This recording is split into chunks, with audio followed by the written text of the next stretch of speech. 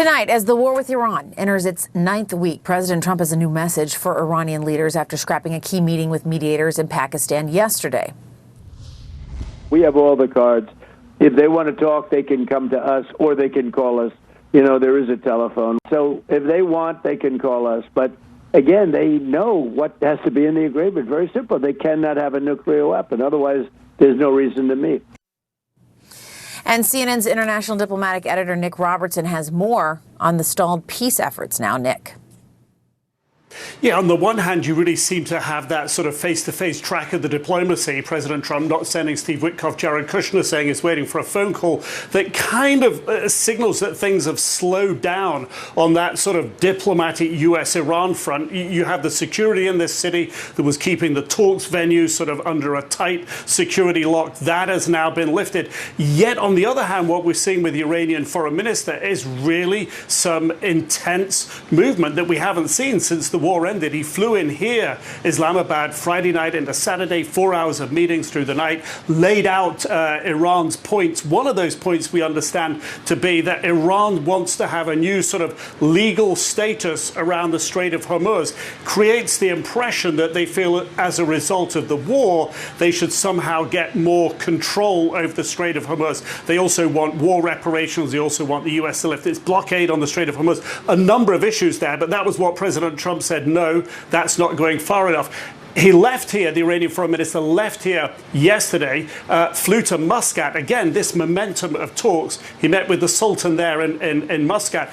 We understand as well there were likely some other key leaders from the region potentially meeting in the margins there. Then he flies back in here to Islamabad again from Muscat. The Iranian foreign minister landing around about 6 p.m. gets into another 4 hours of meeting, creates the impression when he's meeting with the Pakistani mediators that is bringing in whatever discussions is had there in Muscat. Is this an update? Is it tweaks? Is it new ideas? Not clear. He took off a few hours ago, and right now the Iranian foreign minister is headed for Russia, where he's expected to meet with President Putin. So a real sort of diplomatic whirlwind for the Iranian foreign minister, and it's not really clear what he's discussing, where and when, and how that's going to shift things forward. But of course, President Putin in Russia widely believed potentially Russia can play a role on the enriched uranium issue. If you go back to the last nuclear deal with Iran 2015, it was the Russians who were given the extra enriched uranium that the Iranians had for safekeeping. Is that possibly an off-ramp with the highly enriched uranium right now? We don't know. But on the face of it, the US-Iran side is slowing down. But on the ground, the Iranian foreign minister is making a lot of diplomatic movements. Axios correspondent and CNN analyst Barak Ravid is just now reporting that Iran has given this new proposal to reopen the Strait of Hormuz and end the war. And he reports the deal would postpone nuclear negotiations. How do you think that might land with the U.S.? Well, certainly an end has got to come at some point here to what are really two blockades underway, an Iranian blockade on one side of the strait and an American blockade on the other. But let's remember that the blockade was a result of the war. It wasn't a cause of the war. The cause, if you believe the administration sometimes shifting elements to this, was the fate of the nuclear program.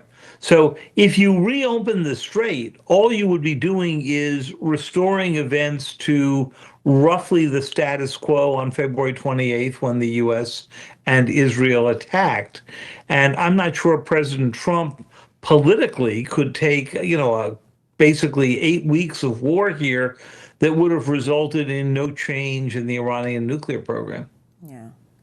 Interesting. And I know you covered that back in 2015. Iran handed over its enriched uranium to Russia as part of a nuclear deal with the U.S. Some people believe a redo of that could provide an off-ramp to this war, as you're kind of getting. What do you think?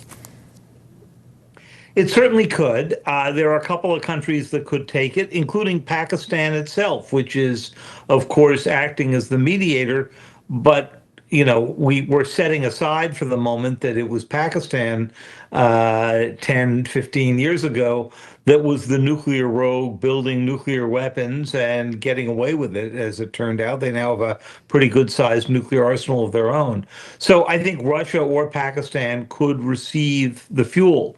I think that requires two things. First, whether the Iranians are willing to go give it away again. Because at the moment they give away the leverage that comes from the possibility they could resume the program if they thought the United States, say, started up the war again. The second big question is not only would they have to give it away, but they would have to halt all future nuclear work so they don't replace it. And we don't appear to have made much progress on that. And of course, those are the two big issues of negotiation. هیچ بنایی بر مذاکره با آمریکایی ها نیست و البته به ویژه در موضوع هسته‌ای بنایی بر مذاکره نبوده. خط قرمز ما این بوده که غنی‌سازی باید به عنوان یک واقعیت، چون ما معتقدیم غنی‌سازی همونطور که امام شهید هم فرمودن.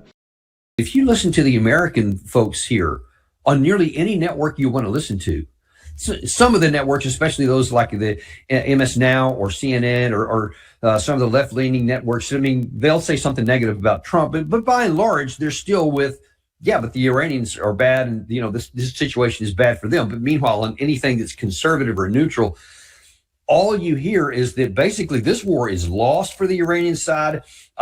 The profound greatness from the president and the administration, and everything is going great. All the military things are in our favor. And I'm just like, what planet are these guys coming from?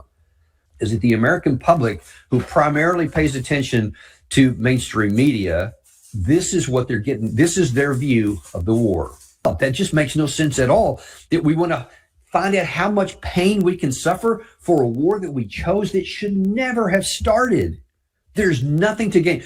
We've already baked in a strategic loss. There is no chance, zero, that there is anything, if once this is resolved, however it eventually gets resolved, that our position will be better on that day than it was on February 27th. None.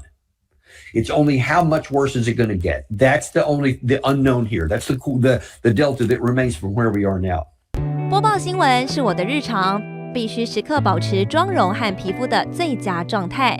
当来到人生中最重要的时刻，也是 KS 逆时奇迹帮助我轻松驾驭，闪闪发光。KS 逆时奇迹活肤露全效精华、精华霜，多达5种 EGF 6大冻龄关键成分，保湿效果让我非常满意，小细纹也不再困扰我。我就是我自己的最佳女主角。KS 让我从容自信，光彩动人。我是我人生中的大女主，我的最爱我做主。KS 逆时奇迹系列热卖中，下单请上快点购，透过中天新闻网 App 下单立减50，或输入 CTI 推荐码有额外折扣。